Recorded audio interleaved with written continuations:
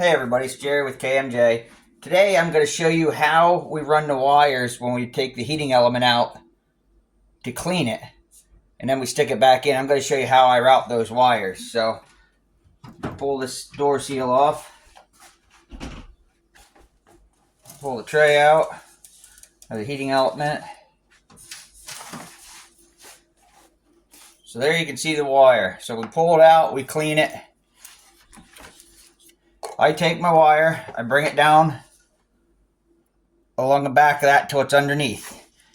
I come around the bottom corner of that and I keep it under. And then as I slide that back in, I just pull that wire out a little bit along the side. And that'll put you right back in there where you need to be. And then your seal goes back on, or your door seal goes back on. And that door seal shouldn't touch the rack right there.